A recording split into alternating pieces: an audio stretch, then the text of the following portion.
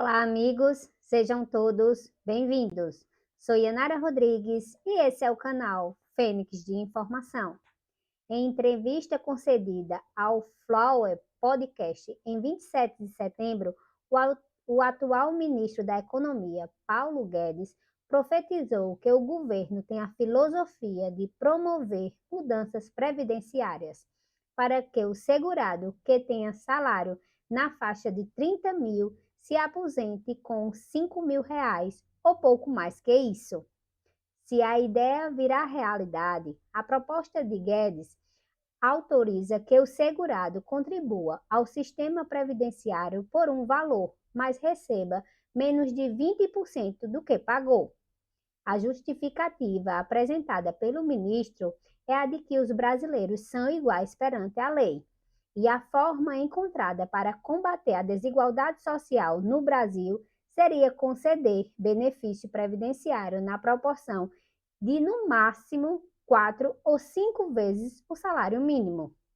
Se você tem o privilégio de ter uma boa educação, um bom salário e juntar dinheiro a vida inteira, você ainda quer que na velhice o Estado carregue também essa desigualdade?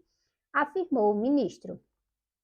Mas ele assegurou que na velhice o governo vai prover por vocês no pagamento da aposentadoria, mas sem aprofundar a desigualdade social, dando a entender que não iria dar calote no benefício, mas que iria reduzi-lo drasticamente.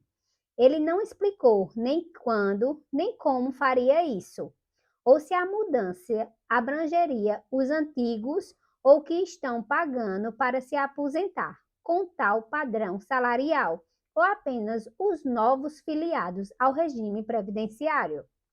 Durante a entrevista, Guedes deu a entender que a culpa da desigualdade social estaria no pagamento desse tipo de aposentadoria. Ele prossegue dizendo que é necessário reduzir a desigualdade e remover o privilégio de tais pessoas, com uma justificativa confusa para promover a redução salarial da aposentadoria. O ministro fundamenta que os brasileiros são iguais perante a lei, independentes de ser rico, pobre, se é mulher, se é homem, se é negro ou se é branco. Na prática, a fala do ministro pode atingir em cheio a situação dos servidores públicos federais que estão trabalhando e se aposentarão no futuro, caso a mudança ocorra logo. Os servidores de Estado e municípios também podem ser atingidos, considerando que o respectivo ente fez reforma previdenciária equivalente à que ocorreu no âmbito federal. Além deles, a possível mudança também pode abranger a situação específica de dependentes previdenciários do INSS, aptos a receberem mais de uma pensão por morte, em razão do cônjuge ou companheiro falecido ter vinculação com mais de um regime previdenciário, o que gera acumulação de rendas que, somadas, podem extrapolar o teto máximo da Previdência Social no final do mês. Informal, a entrevista do guru econômico do atual presidente da República não deve ser desprezada. As ideias que brotam na cabeça de Paulo Guedes costumam vingar anos mais tarde, principalmente se for para gerar receita para o governo gastar com outros fins.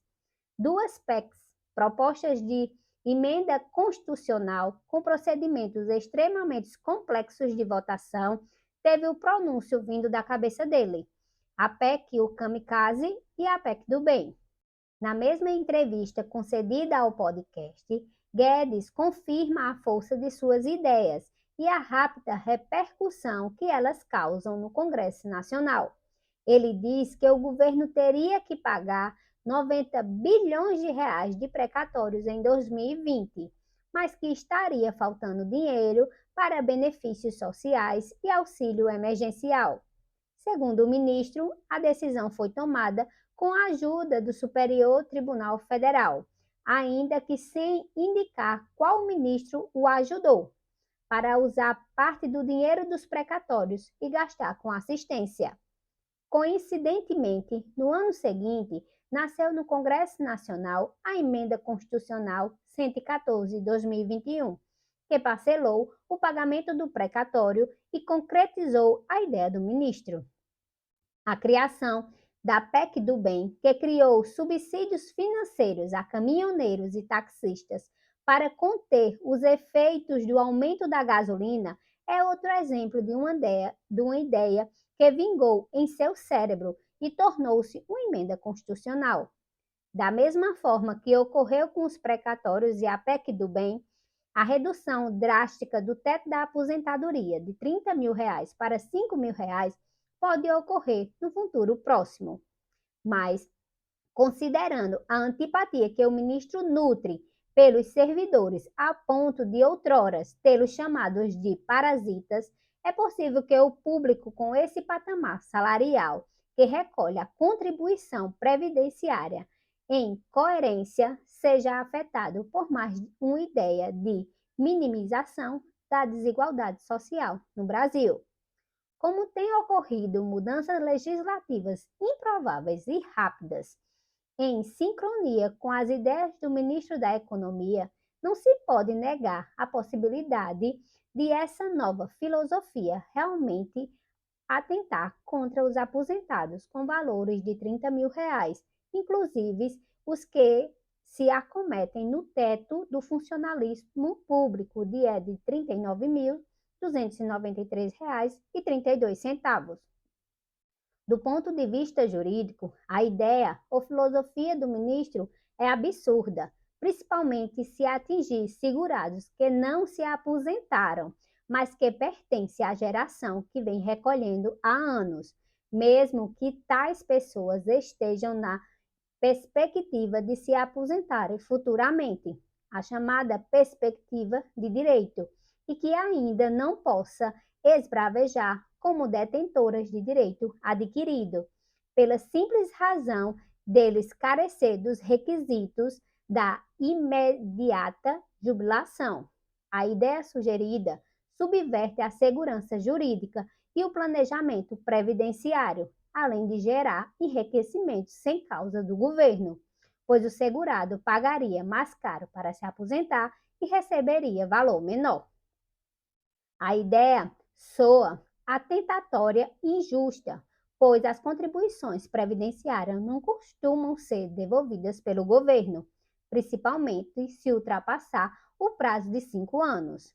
Então, o segurado passou um bom tempo investindo e gastando num sonho de se aposentar, recebendo pela equivalência salarial. É surpreendido com o risco de ter prejuízo com o valor investido e não passível de devolução. O segurado que vem a gozar da aposentadoria elevada necessariamente pagou mais caro por isso. A alíquota da contribuição previdenciária costuma ser proporcional ao valor contribuído. Como o ato da aposentadoria depende de décadas de contribuição, também não é justo de que uma hora ou outra a mudança apareça, ainda que em nome de combate de desigualdade social brasileira. Se você gostou desse conteúdo, inscreva-se, dê o like, comente e compartilhe. Deus abençoe a todos. Grande abraço da família do professor Walter Júnior.